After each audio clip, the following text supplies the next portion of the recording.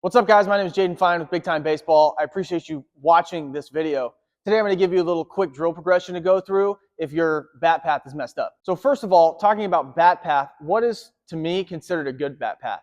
For me, a bat path that's considered good or elite is a path that starts inside the baseball and works up and through to the middle of the field or slightly to the opposite field side of the field, the opposite field gap. And what that is going to do for you is, one, staying short to the baseball is going to allow you to let the ball travel a little bit more, right? So you'll catch the baseball in a more leveraged position as you get to contact. And two, it's going to allow you to track the baseball for longer, right?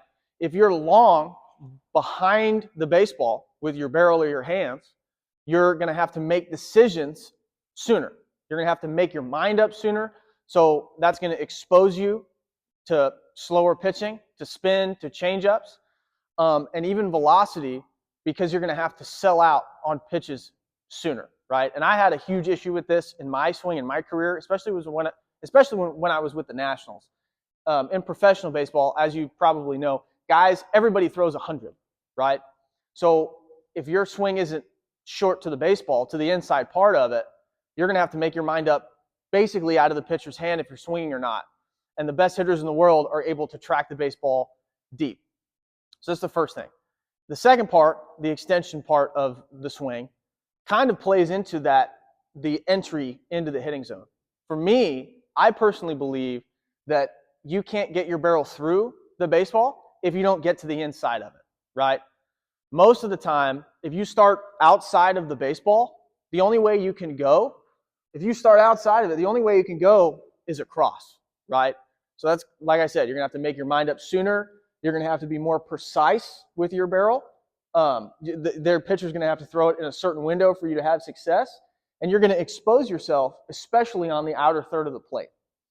And the best hitters in the world can really drive that baseball on the outer third of the plate. So getting to the top inside part of the baseball allows you to work through the baseball to the middle of the field, right?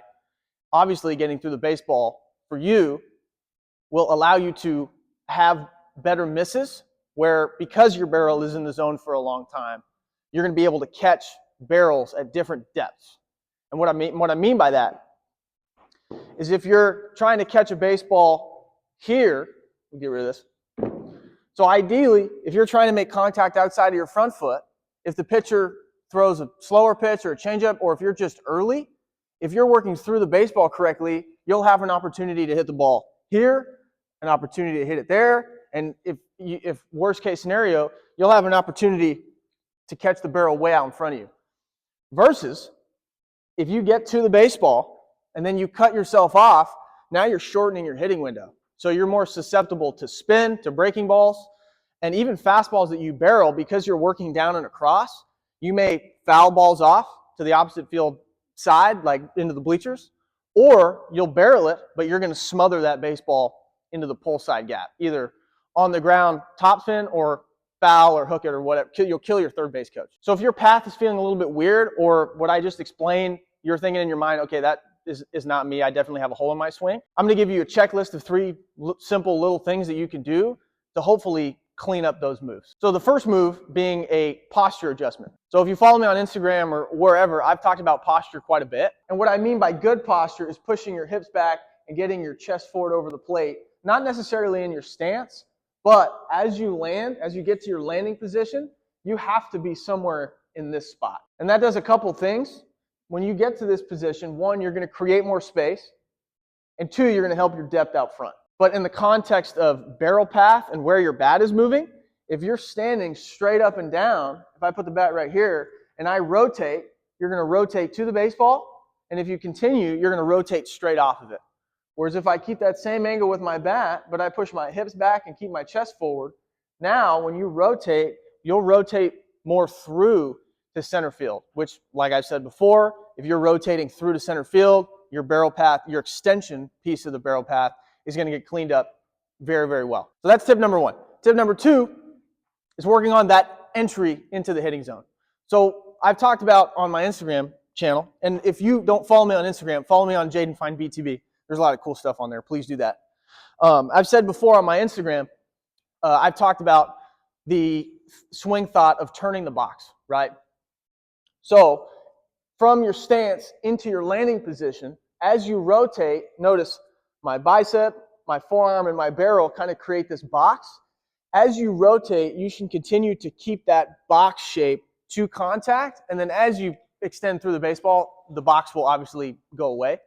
But if you get to your landing in this position and you fire and your barrel starts to work back, most of the time you're going to either miss under it and you're going to work way around that baseball. So the way to kind of combat that feeling is if you have a connection ball, probably a little bit smaller than a soccer ball or a basketball, you could do swings with the connection ball in this back arm here. Now, if you don't have a connection ball, you can do it without it, but you just have to make sure that your forearm is staying parallel to the ground as you rotate to contact. So with that connection ball, you're going to put it right above your forearm, and you're going to rest the bat on the ball connected to your shoulder. And the goal is that when you rotate, that ball stays connected to the shoulder, getting the contact, and as you extend, the ball should roll to the opposite field side of wherever you're hitting. So if you're right-handed like me, it'll kind of roll towards the first base side of the field, maybe second base. If you're left-handed, the ball should roll between the third baseman and the shortstop. So full swing, it should look like this. Notice you can't see it, but the ball rolled to the right of the pitching machine. So now if you load, step, and land, and you fire and that ball falls behind you, you are dumping your barrel back, and you are not staying connected, and you're not keeping that box shape as you rotate. Also, if you fire and that ball goes middle or to the left side of the field, most likely you're pulling your barrel across the hitting zone. Now, I love that drill because it gives you instant feedback, whether the ball falls backwards or to the left. Ideally, if it stays connected, like I said, it'll go slightly right of the pitcher's mound, kind of the opposite field side. Excuse me. If you're right-handed, it'll go to the right of the pitcher's mound, opposite field side. If you're left-handed, it'll go to the shortstop side of the field between short and third. So that's the second tip. So the third thing, like I said, is the extension piece of that.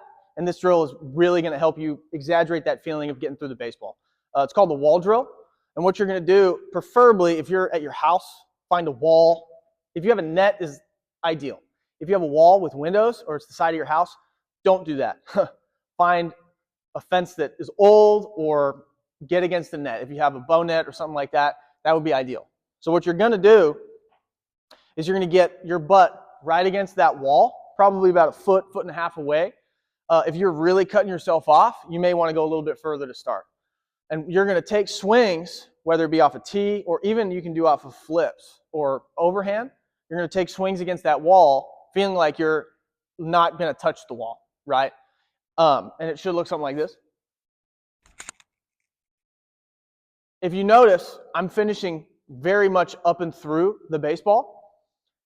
If you finish below the shoulder, like so, you'll whack that net behind you, providing you with instant feedback. And the goal is to not touch that net. That should give you the exaggerated feeling of working up and through to the opposite field side of the field, right?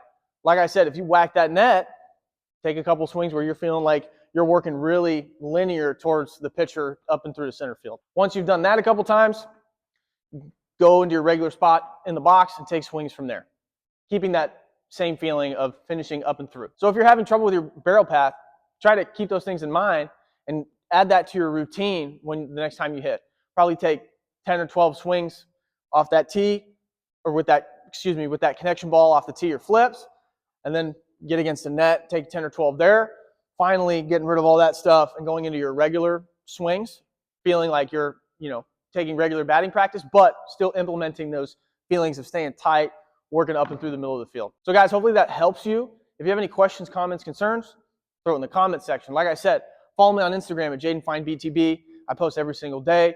Lots of cool tips, stories, guidance, I don't know. So do that. Please do that. If you have any other suggestions or other things that you want me to talk about, comment below. Thank you for watching this video. Like this video, comment, share it. Let's hit more doubles.